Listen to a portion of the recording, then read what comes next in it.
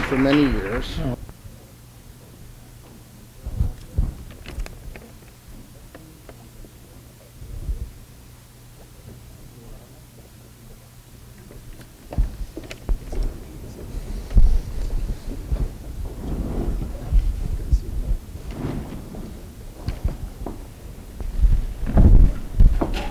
So much for notes. Yeah.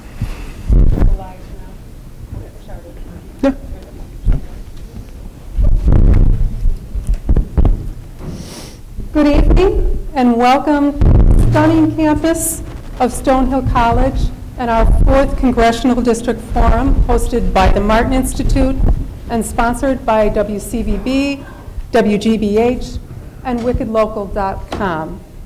I'm Lisa Stratton of the Herald News and the Taunton Daily Gazette, and I have the pleasure of serving as moderator tonight. We're hoping this forum will proceed as more of a conversation than a strict debate. We've assembled a group of panelists who will pose the questions, but candidates will not officially be timed on the responses, and each can simply signal me if they'd like to, or just jump in on a response. We've asked the candidates in advance to avoid filibustering and on any reply, but particularly when they are in simple agreement on a topic, if there is any simple agreement here tonight. It's my job to keep everyone in line and to strive for overall balance on the time that the three of you get. 2 ground rules for the audience. If you could please at this time silence your cell phones or put them on vibrate or something. The signals can sometimes be picked up by the television cameras, and so we wouldn't want that to happen. And as well, except when I introduce the candidates, if you would please hold your applause during the debate or any other sort of vocal response. I'd appreciate it very much. Our panelists tonight are WCVB TV5 reporter Sean Kelly,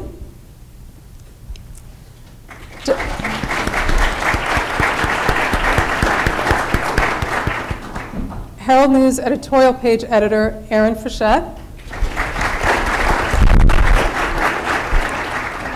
and WGBH TV Greater Boston political reporter Adam Riley.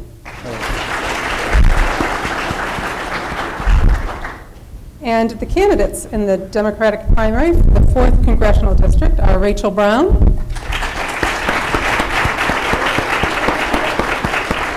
Joseph Kennedy III,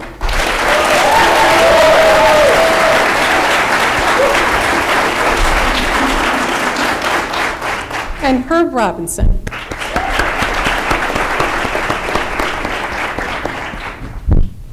So let's get started.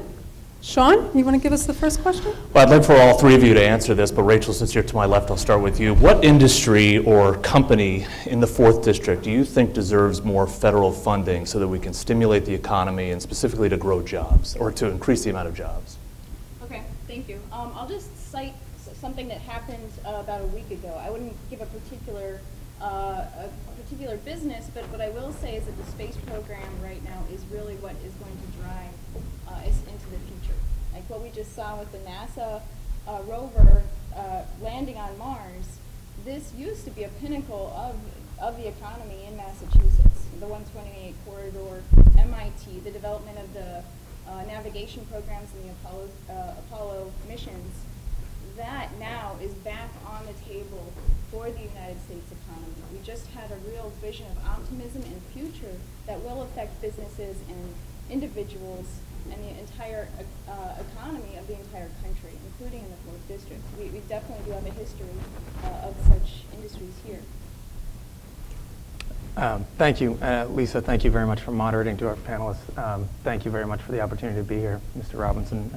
Ms. Brown, thank you as well. I also just want to take a minute and thank the Martin Institute, Professor Ubertaccio, for pulling everything together. I think from my time going out and about the district, excuse me, by far the biggest issue out there is trying to get people back to work. It's jobs and the economy. And the backbone of that is going to be helping small businesses get back on their feet. They're about 85% of the businesses across the Commonwealth of Massachusetts, and they are the heart of the 4th Congressional District. And the small business owners, the employers, the employees, they're not asking for much. They're just asking for a chance to show everybody, their community, their neighbors, what they've got and try to get back on their feet. And I think that really comes down to 3 things that the government can do to help. 1, it's making sure that they have the access to the capital that they need to be able to hire and grow and start to thrive again. 2, that's making sure that they have an educated workforce from which to draw. There's about 200,000 people unemployed across the Commonwealth of Massachusetts and around 130,000 job openings. It's an incredible inefficiency in the labor market. And if small businesses if the employees out there, the unemployed out there had the access to, or had the skill set that they needed, they could get right into those jobs. And 3, it's the uncertainty in the marketplace from a national level that is causing many banks and bankers and lenders and companies from investing and keeping hundreds of billions of dollars on the sideline in our economy. If we're going to create those jobs, you need to put American investment capital to work, and that's just waiting there. And we need to clarify our macroeconomic picture through reforming our tax code and a balanced debt and deficit plan to get our country on a pathway towards fiscal responsibility. Can I just ask all the candidates to double check and make sure that your mics are on, please? Make sure that they're actually on. Maybe you're just particularly soft-spoken. It wasn't. Thank you, Rachel. Ooh, mine is not. How did that happen? Once you get the green light. We got a green light now, and All it's right. definitely working. It's a good thing you reminded me to check. And we'll let them get rid of the feedback for a second here. There we go. So I believe that stimulus spending is the way to fix the economy. It's what FDR has used, and it's also what Eisenhower used in the interstate highway system. Now, I would do that to benefit small businesses in the 4th District by stimulus spending, especially for weatherization programs so that we'll put our unemployed construction workers back to work. That'll also give us impetus. We do have a manufacturer of efficient furnaces in Freetown who could use the extra business.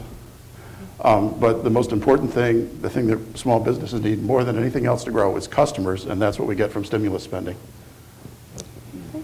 Feel like your question was answered to your satisfaction? Yeah, go ahead. Okay. All righty. Aaron, you want to pose the next question? Thank you. As various parts of Obamacare are rolled out in the coming months and years, there may be flaws in the massive health care reform law that come to light. What is your stance on the Affordable Care Act in its present form? And what, if any, areas of the current law would you seek to amend, strengthen, or repeal? We'll start with Herb since he's to my right. Okay. I will admit that I wasn't totally happy with it when it first came out. You know, I did have misgivings about the individual mandate. I have since come to realize that my most important goal is universal coverage. And we have seen this plan already work in Massachusetts. We're already up over 97%. So it is actually working. The federal plan, like you say, probably will need tweaking. I don't think we'll actually see what it needs for a couple of years now. I think we should sort of put it aside for a couple of years and come back to it. We have so many other important things to fix right now, like the economy, fixing our energy infrastructure. That's where my priorities would be. Short term, if I did anything, it would be prescription drug prices. I would allow parallel imports, and I would allow Medicare and Medicaid to negotiate for the best price they can get, and of course, publish what the results are. Thank you. Thank you, Aaron. I'm a big supporter of the Affordable Care Act. I think that it's was a landmark victory for our country, and in the long run, it's going to be a seminal piece of legislation that our country passed into moving our country forward, not just for providing access to health care and health care coverage, but as a crucial first step that we need to take in order to get health care costs under control. One area that I think I do agree with you that there's going to be tweaks to that legislation that we're going to see over time.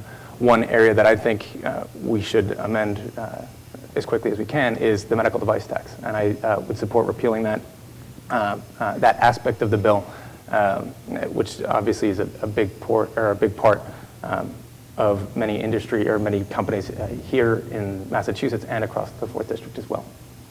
Thank you. Yes, I would definitely repeal this immediately. Healthcare is not based off of a pile of money that you move around and you only have so much of it to go around. Healthcare is a principle of science and economy. If you have the adequate resources to create those, to create the facilities, the equipment, cost is not an issue. The central aspect of this bill was the Independent Payment Advisory Board, which was inserted into the Affordable Care Act several times, which asserts a private board of accountants to make cuts based off of what's called a quality adjusted life year, which means that someone past a certain age with a certain health condition will not get treatment if it's deemed not to be monetarily efficient or cost efficient, as Obama claimed that any healthcare bill must be. But I would say that healthcare is not something based on cost. Healthcare is something that human beings deserve. This is an attack on the real principles of our country. The first place that this was implemented was in Nazi Germany in 1939. It was called a Tiergarten 4 program. But what we must do is say, healthcare economy, it's not about money, it's about the creation of real economic wealth through physical productivity, which that's where we need to go. Then we can provide healthcare to people. And universal healthcare is the way to go. If you want the most affordable, we need actually a true single-payer system.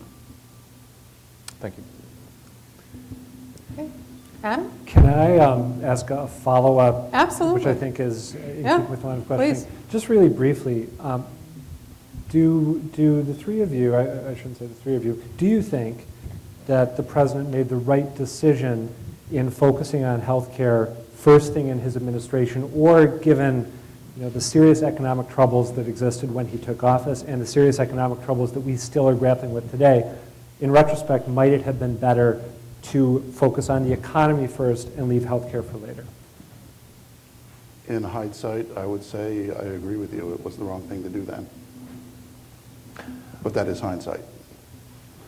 I think that the president was confronted with an extraordinarily difficult situation when he was sworn into office, a very different country that he expected to inherit when he started to run for office.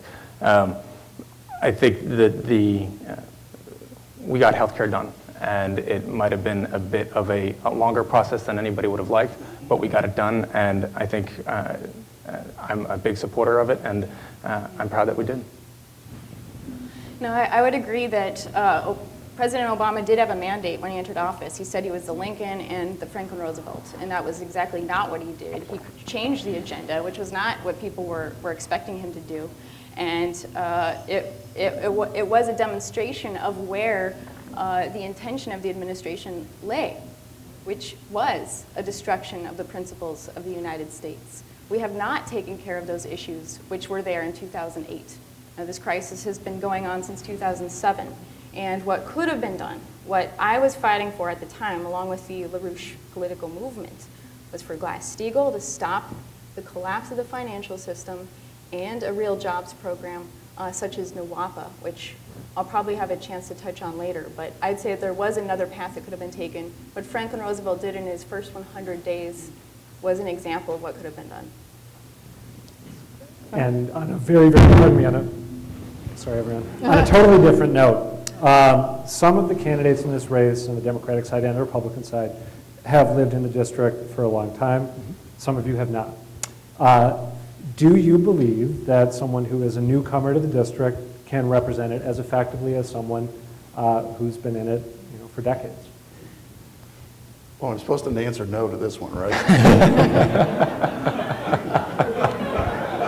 And you can elaborate a little bit if the answer is no. Why not? Why not? What is living in the district hurt?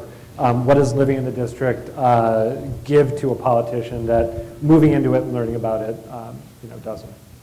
Well, you know a lot of people in the district, and I will admit, living near the edge of the district, I don't know as many as I should, but it does give you a feel for the area. But I wouldn't say it's the hugest thing in the world either. Thank you. I think I've had a chance to get out across this district, I think very aggressively over the past several months. since I left my job at the District Attorney's Office in Middlesex County and at the end of January. And we've done over 160 public events in the district. I don't know how many hands I've shaken and doors you knocked on. And I think part of that has been really reaffirming to me that the issues out there, getting people back to work, getting the economy moving again, and making sure that everybody has a fair shot and a real shot to make the most out of what they got, those issues aren't constrained by congressional lines. Those are issues that are gripping the entire, not just the 4th District, but the entire Commonwealth of Massachusetts and our country. And I am proud of the work that I've done over the course of my career, helping people that have been feeling that they've been playing against a stacked deck, whether that's as a prosecutor in the courts or as a legal aid volunteer, helping people who, many low-income families that were kicked out of their homes, even though many of them didn't do anything wrong, or as a Peace Corps volunteer. And I think I'm proud of that record, and as I've gotten around the district, those are the issues that people are talking about. I would say that our problem right now is not where people, whether someone lives in the district, but political leadership. And we have a political crisis. There are clear solutions. People have been losing their jobs and their homes, as you're referencing, for a long time. And the people that can stand up have not stood up. So I think the issue right now is that we need those people that are willing to actually stand up and fight for the solution to run for office. Thank you. Sean. Throughout the campaign, the three of you have talked about a variety of ideas on how to stimulate the economy, and you've talked about health care as well. I'm curious to know from all of you, how are we going to pay for it? Me first? Yeah. Well, one policy I'm putting forward is a return to a national banking system, as our country was founded on, with the Hamiltonian credit system, which is actually quite interesting. A lot of people are worried about debt right now, but our country was begun $65 million in debt. And what Hamilton did is he said, well, I'm not going to worry about the private investment. I'm going to use that as a tool to facilitate a more productive economy. So we pulled it into a national debt, began the national bank, the first national bank, and used that to loan to the real economy. So thereby, the debt was invested in something that gave the ability to pay it back. And that's the principle of a real credit system, which we can use right now should we invest our money correctly into the right types of processes. Can I just jump in and ask, what are the chances that if you're elected, that you actually are able to affect that sort of whole-scale change? Yeah, that's a good question. Well, there's a big debate around Glass-Steagall right now, which I'm sure many people have heard about, which actually is a foot in the door for this type of policy. Because once you put Glass-Steagall through, the over $1 quadrillion of derivative debt that's out there would be left out, hung out to dry. It would no longer exist. Chances are that most of it would disappear because there's nothing backing it up. That would necessitate a credit flow in order to get our economy going again, to drive this physical productive process, to make the loans for the projects, for NWAPA, for the space program, for these different projects, the infrastructure projects that would stimulate the economy and put people back to work, we would need a source of federal credit. But I've also actually been involved in meetings in Washington, D.C., educating our Congress on this. And I think the opportunity is there. The crisis is really what's driving it. The crisis is driving this process towards a real change, which is a precedent in our nation's history. Thank you. Joe, let me keep going with Yeah. you, but let me kind of tweak the question a little bit. How are we going to pay for all this without a complete overhaul of the system? And are we going to ultimately have to raise taxes for the middle class as well? I think that there's we've got a jobs crisis and we've got a debt problem. And the number one issue has to be getting people back to work. As I said a little while ago, part of that challenge, though, is the uncertainty that businesses, individuals, corporations are facing with the current tax structure. Because so many businesses out there, it's hard to ask government to say, there's hundreds of billions of dollars on the sideline, let's get that back into the system, when they don't know what the tax rate's going to be. The uncertainty out there is forcing all of that money to be kept on the sideline. So a government then putting forth a plan that is a balanced mix of revenue increases and spending cuts, something along the lines of Simpson Bowles, that recognizes that you're not going to tax your way out of this. We don't have that much money. You're not going to cut spending out of this without completely changing what I believe in gutting the fundamental responsibilities of government are. You're going to need a balanced mix of both. So it's then, I think, on Congress to come up, and the president, to come up with a balanced approach that markets have faith in, that people believe in, that moves our country forward. And I think Simpson-Bowles was put forth one framework that could provide a blueprint for that. Well, as an engineer, I like to go with proven technology, and that's stimulus spending. And you go back to the Roosevelt and Eisenhower years, and that's what they did, and it worked then. It's the only proven technique for fixing the economy.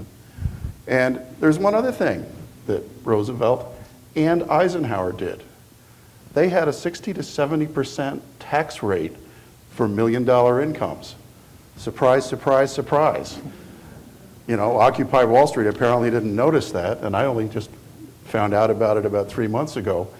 But the bottom line regulations plan that I came up with is simple, and it provides automatic stimulus money anytime they break the economy. It's sort of, you know, bankers will break the economy no matter what. You know, whatever laws you have, they're going to have an army of lawyers that's going to figure out how to get around them. So what Congress needs to stop micromanaging and just set goals. Goal is keep the unemployment rate below 6.5%. If you don't, you break it, you pay for it. And then that tax rate's going to be right very quickly up to 60, 70% on all your million-dollar incomes. You know, now that's proven, and it pays for it. And not only that, but I also have a provision in there for incentives. If you get the unemployment rate below 4.5%, I'm going to cut your taxes for those millionaires. And so this proposal has both got tax increases and tax decreases in it, strategically designed to fix the economy. And so it's actually a compromise plan with the Republicans, because there's a tax decrease there too. They just have to earn it. Thank you. Aaron? Mr. Robinson touched on quite a bit of this topic, but we'll delve into it a little more perhaps. The role of tax cuts, tax credits, tax breaks, and their impact on the American economy have become a big issue, with Democrats and Republicans taking some very different approaches to income tax reform. What, if any, changes would you as Democrats make to the existing tax code?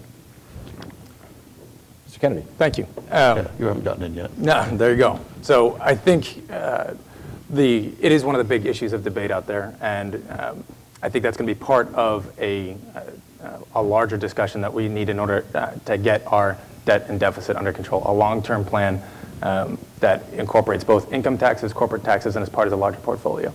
What I would, with regards to income taxes, I support a repeal of the Bush tax cuts for income earners of $250,000 or more. I'm a supporter of the Buffett rule. I think that it's fair to ask those who have done very well and are doing very well to pay at least the same tax rate as middle-class families. And I think that that's probably a place to start. Ms. Brown? I don't think that any amount of changing spending or taxes is going to get us out of this crisis. We need a fundamental change. We need to separate out the speculative financial activity from the real productive economy, and only Glass-Steagall would do that. Even things like the Volcker rule that are being proposed and are supposedly a form of Glass-Steagall, they do nothing to affect the, as I mentioned, $1.4 quadrillion of derivative debt that's out there. It's also part of the European blowout. When Europe goes, there goes the United States banking system as well. This is a global situation. So we need Glass-Steagall. That's the only way to stop, the so-called financial crisis as a first step. If there are any tax credits, I would put them for industry, like what John Kennedy did with the investment tax credit into the space program in the Apollo era and into the industrial equipment. That fueled a productive economy for several decades. Simply with that policy. I'd say we should do that type of thing again. Mr. Robinson, did you care to touch any more on the topic? Or? Well, I could go on to capital gains tax reform. I have proposals in that area too. One of my proposals is to first adjust the basis for capital gains, which is what you base the gain on, sort of it's what you paid for, whatever you're selling. And then I would tax capital gains the same as ordinary income. Now, believe it or not, that's almost, a wash. It is for the lower income tax brackets. It's not for upper tax brackets.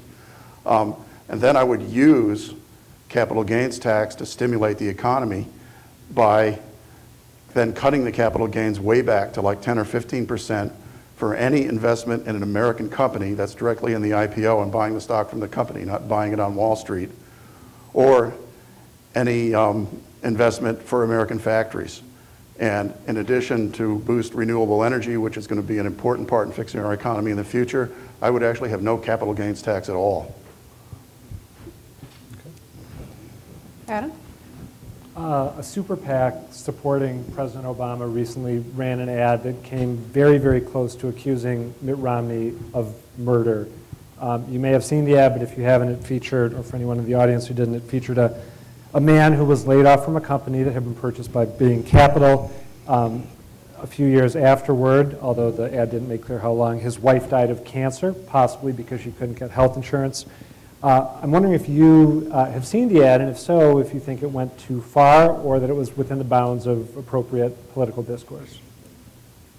Anyone, have you guys seen it? Or? I haven't seen the You ad. haven't seen it? Have you read about it or heard about it? I've heard, I heard a little bit about it, but so I haven't seen it. I would say that from what you just described, the broader picture, President Obama's going to make, we're in the midst of an election. President Obama's going to make his pitch to voters, and Governor Romney's going to make his pitch as well. I think President Obama's record obviously is fair game, and Governor Romney is is running for the most part on his success as a businessman in order to make his case using the economy as kind of issue number one. So to that extent, I think his record and his economic record and credentials are fair game as well, but I can't get into the details of the ad. Have either of you seen it? I've seen it. I haven't seen enough information on how credible the information in it is. It seemed to me that it's probably a little bit of a stretch, but not completely wild. Certainly not any wilder than some of the claims that Romney's PACs have been making about Obama, and I'm sure they're going to get much worse. So in general, I sort of have come to realize something, that you're going to see a lot of incorrect information on television in the next couple of months. My philosophy, and this goes back to something I learned in football, believe it or not, is the coach said, when somebody hits you and they're trying to push you to the left, you want to go to the right. And I'm not talking political, I'm just talking direction there, okay? And so if you see a lot of money being spent on television ads or on a political campaign, vote for the other guy. Forget about the information, just the fact that there's money there paying for that ad to be there should tell you that this is not who you want to vote for. Rachel, do you have any thoughts on that? I just want to make one point about an article by Robert Reich last week, which made the point that the two current presidential candidates, neither of them are putting forward anything big. He said any real presidential candidate right now should be putting forward something big, but they're not. What they're doing is attacking each other. And it is this so-called bipartisan fight is what is destroying, is being used to demoralize people, to distract from the real policy discussion that we have to have right now. Can I jump in with a related question? Absolutely. In this election cycle, we're already seeing the infusion of unlimited, undisclosed campaign cash. So what are your thoughts on campaign finance reform in general, and would you be supportive of a constitutional amendment to reverse the Citizens United decision? Sure. Thank you. I think that campaign finance reform has got to be a priority in the next Congress. I think that the amount of money that you're seeing being poured into campaigns at every level, from federal offices to local elections to even state legislative elections, from out-of-state, sophisticated out-of-state donors that are trying to influence those elections to further additional goals.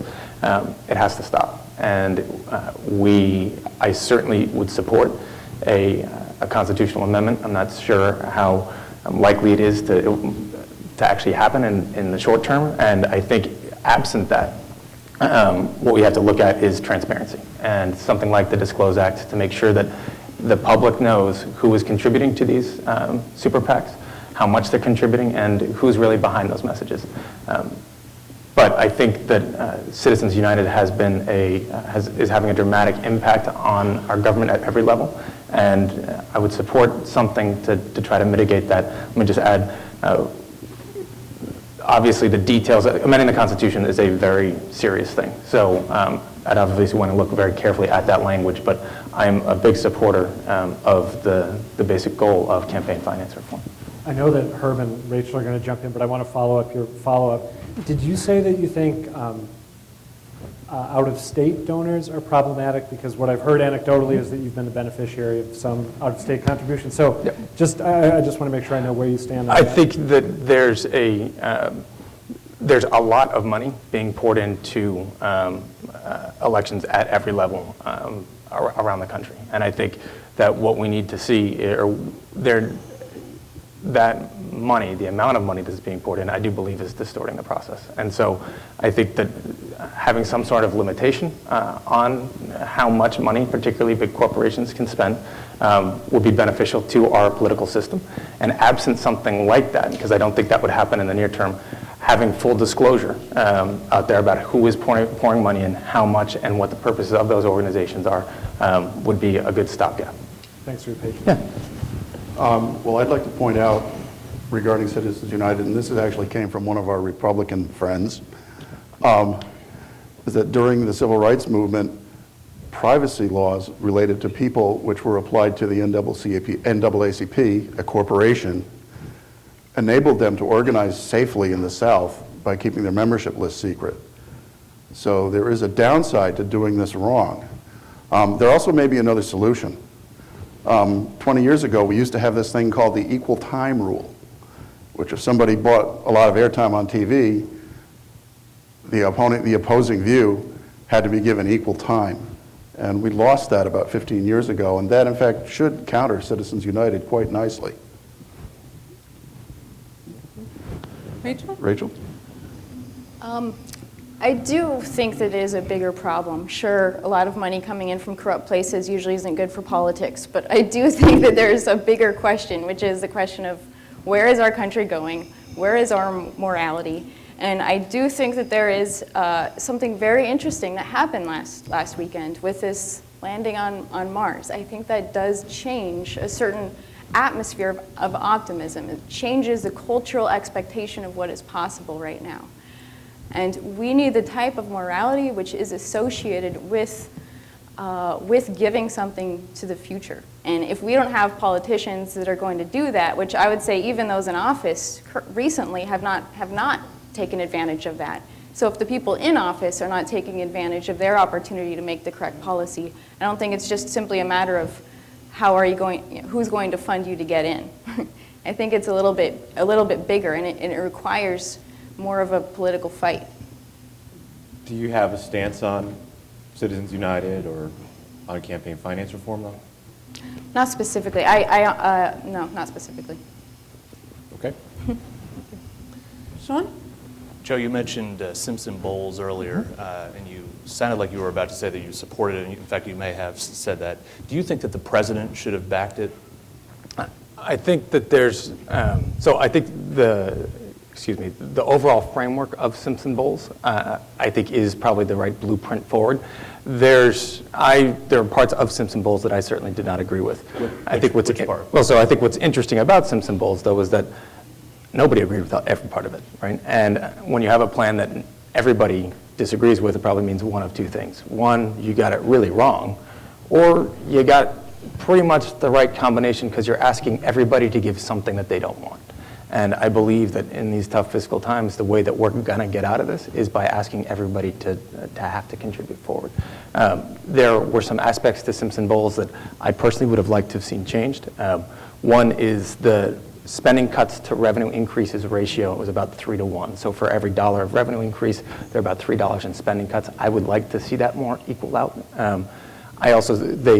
Simpson Bowles took Social Security in as part of the overall compromise. I think Social Security, it pays out of its own trust fund. There's some ways that you can tweak Social Security to solve that, and it didn't need to be part of the Simpson Bowles compromise. So the overall framework, I do support.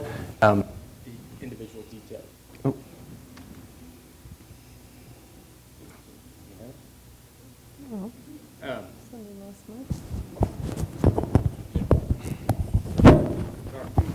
the individual details of it.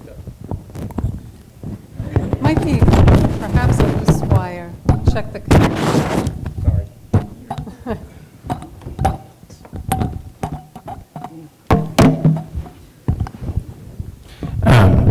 Sorry, everybody.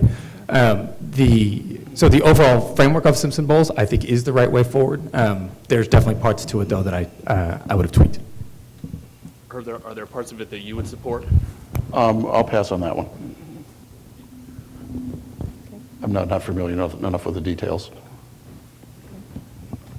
Yeah, the Erskine Bowls was what some people called the Cat Food Commission because of its cuts to Social Security and Medicare and the mandates to cutting entitlements, which I would say is a death blow to our seniors and poor people and completely unnecessary. What I'm proposing instead is what's called the NWAPA project. Now, as I mentioned, with this idea of monetary investment into something that creates a greater return, that will actually allow us to get, back on track in terms of our fiscal standing, if you want to call it that, but really our economic standing. What NWAPA would do is, as we saw with the Tennessee Valley Authority, you had investment into the Tennessee Valley Authority. The payback for the loans came in the form of the sale of water and power. However, it didn't just generate a financial return. You also get electricity, you get farming, you get an improved quality of life that was associated with that investment. So what I'm proposing is called the NWAPA project, North American Water and Power Alliance, which would be a national project to create 6 million jobs and drive production around the country in terms of rebuilding our infrastructure, also for the transportation of goods and materials to build the project, which is a continental water project. Are you at all concerned, though, that that's too far outside of the conversation that's happening right now in Congress? That's a very good question to ask, and I'd like to bring up something that I want to introduce into the record just for this question of feasibility and how we've changed our political discussion. But this is a letter of endorsement from Senator Robert Kennedy for the NWAPA project. This is from September 8th, 1965. And it says, "Dear Ted," this is to Senator Moss from Utah. He says, "I am glad to join you as a co-sponsor of concurring Resolution 55, expressing the sense of Congress that the President refer to the International Joint Commission the subject of the North American Water and Power Alliance. My staff is informed of my desire to join you on this measure. This proposal deserves careful study and consideration by both the United States and Canada and has application to the East as well as to the West." You think that's applicable to today, then? Most definitely. We actually have not solved our water crisis, and we need this type of project to drive the economy. Thank you. Any further discussion on that? Can I ask how you would pay for that type of project? Sure, yeah. Just as I was mentioning a little bit earlier, this would be an initial infusion from the Treasury. This would be a grant, a loan, for the production of it, which would then be facilitated by an administration, like the TVA administration, that would then facilitate the production of the project through the private companies in the area. And this is how it would be paid for, is through the Treasury and an act of Congress, similar to what Franklin Roosevelt did. Aaron, next question. Massachusetts has challenged the constitutionality of the Defense of Marriage Act, which prohibits federal recognition of same-sex marriages performed in Massachusetts and other states where same-sex unions are allowed. Would you support repealing the Defense of Marriage Act? And what is your stance on advancing gay rights in general? Any of you can jump in. Go ahead. I would definitely repeal the Defense of Marriage Act. I have a number of gay friends, and I want them to stay my friends. So I do support gay marriage. Okay. I'm going to go with Mr. Robinson on this one. I would definitely support the repeal of DOMA, and am a strong and proud advocate of marriage equality and gay rights in general. I haven't put too much thought into it. I don't think it's a #1 issue right now. I think that the issues of the economy are bigger, and that's really what the Democratic Party should be taking up, is how are we going to put people back to work? If that legislation, if you were to be elected and that legislation came before Congress, how would you vote? No decision yet. I have to think about it. Okay. All right, a bit of a different question for you three. What is the strangest experience you've had thus far on the campaign trail?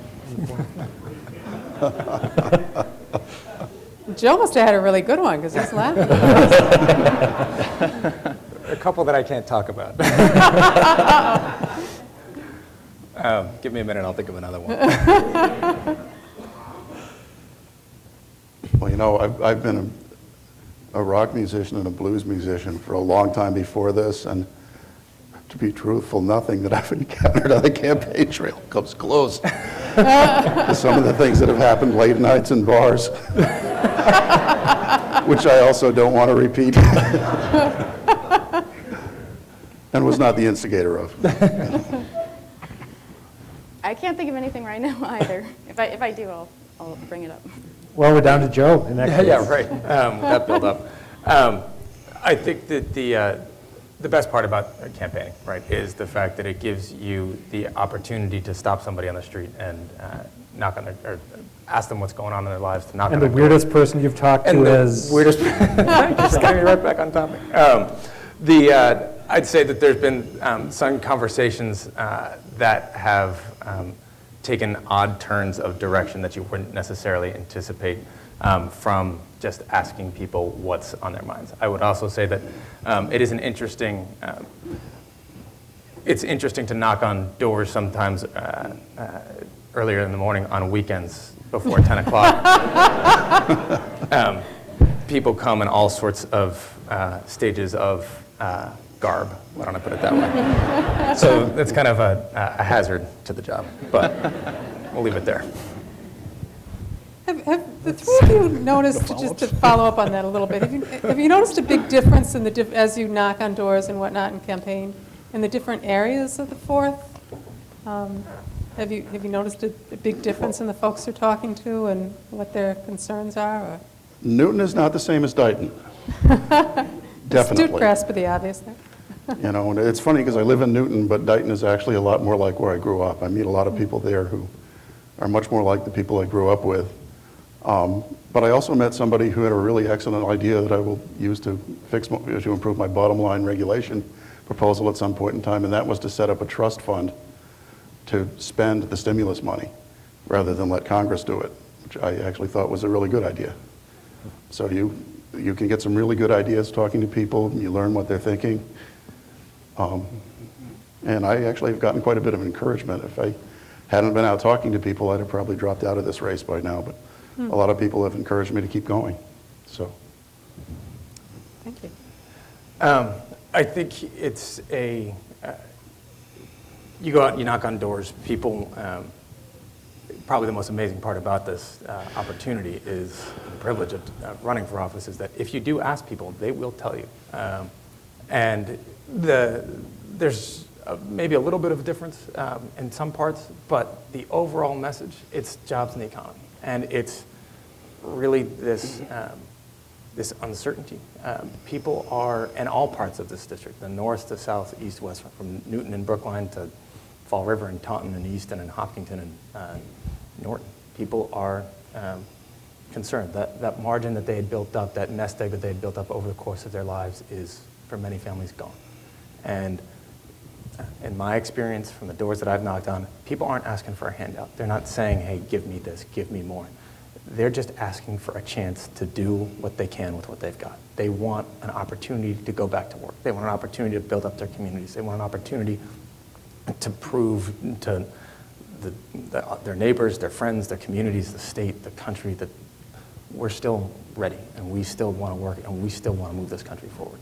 And I think what's been so amazing about that experience here is it taps into a pride and a tradition that you have throughout the district, from the Blackstone Valley and the Industrial Revolution, from Fall River and in Attleboro, from these old manufacturing mills that used to that have led the country to now precision device manufacturers, medical device manufacturers, with Tegra Pharmaceutical or Tegra Medical Supply to EMC and data storage to PTC, which is doing, and Needham, which is doing some amazing work that is technical computer work that forms the basis for designs from everything from shoes to bicycles to jet engines.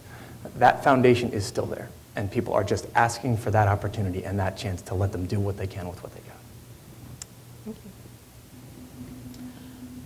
Yeah, it's an interesting question. There certainly are differences, but there's definitely commonalities as well. And what I've been working on doing is getting to those commonalities, finding what people need, what is universal about what needs to be done. Because people will respond to what needs to be done, no matter what side of the aisle they're on. And so what I find with a lot of Democratic-leaning areas, is not so much just support for the Democrats or for Obama. They're actually mostly afraid of Romney. But what's interesting is that many of the Republicans are afraid of Romney too. So we have a bit of a problem right now, which is that we don't have a presidential quality candidate that can unify the country and can get us where we need to go. So there's also this question of spending, which many people are, get caught up on from either side of the aisle. But what we can unify people on is this question of an industrial economy for the United States, that is the way to get us out of this mess. And that when we changed that policy several decades ago, that took us down the wrong hill. Thank you. Sean? Herb, I'll start with you. What would you do as a member of Congress to make sure that all students throughout the Fourth are getting an equal opportunity in terms of public education and similar resources so that they'll have the same chances? Okay. I think we need, first, let's talk about quality control. You know, as an engineer, I learned all about quality control, and improving the quality of the education system is important for all students. And part of that is standardized testing, but then the way you use the standardized testing is the important part. And you don't use it to punish the people who are doing the teaching. You use it to improve the process. You know, that's where the No Child Left Behind Act gets it wrong. They punish the teachers if the grades aren't there. You know, that's not the approach. I would like to see some kind of an early childhood education or development program for the poorer communities. Having grown up in a poor community myself, I can say that I think the people who are pushing that are on the right track, but they also have to take into account the impact of having an adult role model who has been in the community that the kids will actually look up to and won't just go to sort of like snicker at if they're really going to learn anything. I think that's a part that's missed. And, you know, I haven't gotten that down to a specific plan because I have gotten the message, like everybody else, that right now we need to fix the economy, and that's where I've been focusing my efforts. You know, if I wasn't a part-time candidate, I probably would have more to say about education too, but that would be coming if I got elected. We'll go down the line. Joe. Yeah, I think, as I've been talking about, and I've mentioned a couple of times already, I do believe that everybody deserves, the fundamental promise that this country makes to its people is that every person deserves a real chance to do what they can with what they've got. And I think that actually starts with an education. And early childhood education, as Mr. Robinson referenced. The return on investment from investments in early childhood education is about 4 to 1, right? So for every dollar you put in, you get 4 back over the lifetime, the work life of that student. So it is a strong and powerful investment that we can make in our communities to make sure that when that child actually gets to first grade, kindergarten, first grade, that they are first grade ready. And the problem that we have now is you look at early on in schools, look at that 3rd grade teacher, they come in on day 1 and you've got a class of 25 kids and you've got 20 that are ready to go on day 1 and you've got 5 that aren't. And they're in fact a year and a half behind. And the way that the system is set up is it puts then the onus on the teacher to try to say, do I try to bring these 5 up or do I slow down the other 20? And to force teachers to have to make that choice damages the entire system. We need to work with teachers who are on the front lines of education reform. And I think Massachusetts and what teachers have done here should serve as a model for the country. And I think that making sure that any of those reform efforts work with those teachers to make sure that, yes, standardized tests play an important part in our education system, but they're part of that portfolio. You can't say that's everything. You got to make sure that you create a system where you hold everybody accountable, and where there is peer review, where the principal's accountable, where there is entire school systems that are accountable. And so it's restructuring that system and supporting that system and supporting teachers that's going to be, I think, the fundamental building block moving forward.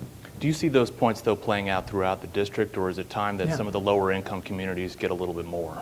I think that this district has some school systems that are literally up there with the best in the country, and there's some that need some work. And so the part that unites everybody, though, and unites all of those schools, right, from anywhere across the district, is that parents want their kids to have that foundation and want them to have that best shot. And you shouldn't have to worry about, a parent shouldn't have to be concerned about keeping a roof over their head, food on their plate, and getting their kid to school, and after they get on the school bus, wondering if they're going to get that education that's going to prepare them for a job, not tomorrow, but 10, 15 years down the line, or get them to college 15 years down the line. And oh yeah, if they can get to college, can they actually afford to pay for it? You should just worry about those fundamental building blocks, about keeping that roof over the head, food on your plate, and getting your kid on that school bus, not what's going to happen at the other end. That's school system, and that structure should be put in place. So it is something that I think should be a huge focus for our Congress going forward, and it's, I think, something that we need to devote much more attention to. I think there are some disparities in education, although I think one of the biggest problems causing that is the question of Obama's race to the bottom education system, which places value on standardized tests, outcome, and grades teachers on this, and allocates funding based off of teacher performance from standardized tests, which has deprived lower income communities of funding for this reason.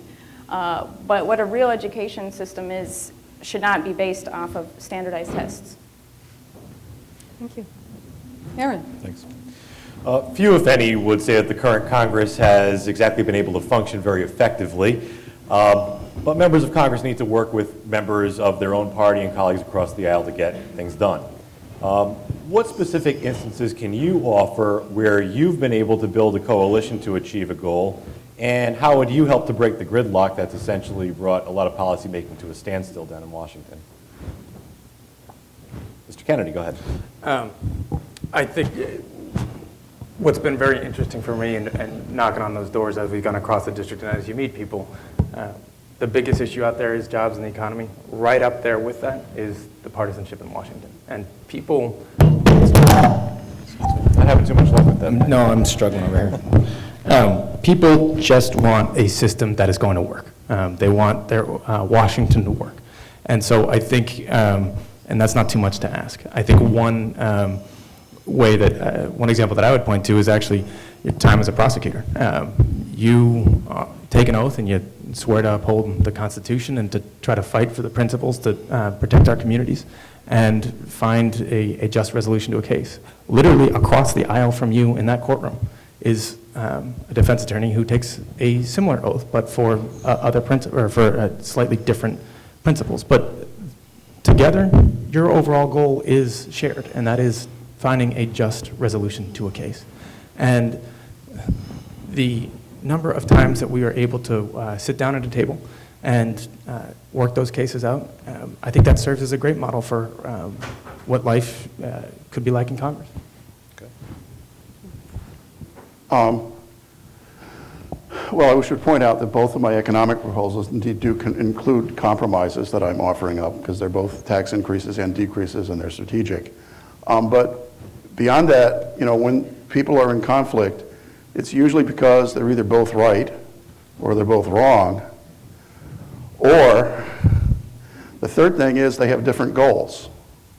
If you have one group of people whose goal is to fix the country and put people back to work, and you have another group of people whose goal is, well, get the black man out of the White House, or make rich people richer but screw everybody else, they're really not going to agree, and the only person who's going to solve that program is the voters. They have to decide which vision they want and vote for it. Ms. Brown? I'm sorry, you're asking the problem about how Congress is not Right, and functioning? can you offer an example of where you've been able to build a strong coalition to be able to get things done? And how would you break the partisan gridlock in Washington? How would you help to break the partisan gridlock in Washington? Just one thing on that is the restoration of Glass-Steagall, which I have led a huge fight for. It is now, has over 80 co-sponsors. It is a bipartisan issue. There should be more Republicans which sign on to it and pass it immediately. I was actually part of a movement to keep Congress in session this summer, to pass it this summer, because frankly, the financial collapse won't even make it until November. That's the situation we're in. I think there is support, bipartisan support for Glass-Steagall, as well as this type of real economic program based off of NWAPA, space, and industry that I'm referring to. It's a question of political leadership, and that is why I'm calling for Obama to be removed and put in a new candidate at the Democratic Convention, as well as force the insertion of a new Republican candidate, because Romney's only virtue is that he's not Obama. There are better Republicans, but we need that type of orientation and that quality of fight in Washington. Would that not create even more of a divisive atmosphere if you were to go to that extreme? No, I would say that what I've found with discussions in both Republicans and Democrats is that they're agreed on this orientation. Hello? Okay. Yeah, as I mentioned, specifically, particularly with Glass-Steagall, as you just saw things like the Sandy Vial call for it recently, the former head of Citigroup. This is an issue of survival. And I think we can unify people, the better Republicans and the better Democrats, to go back to this American legacy, which is not a Republican or Democratic legacy, but it is a principle that the United States is committed to the development of industry, the development of science. NASA, for example, is another example. This is a bipartisan issue. You've had people from both sides of the aisle putting their foot down towards the cuts on NASA, which is where we need to go. We need to reinvest in such things, and I think we could definitely find support for that. Thank you. Thank you.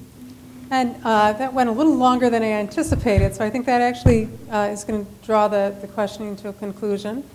I want to again thank Stonehill College and the Martin Institute, along with WGBH, WCVB, and wickedlocal.com for serving as co-sponsors. And thank you, candidates, for joining us. Thank you, panelists. And we'll have about an hour break, and then the Republican forum will take place beginning at 8. If all the audience could please exit this space, we need to re-ticket for folks to come back in. So thank you very much. Thank you.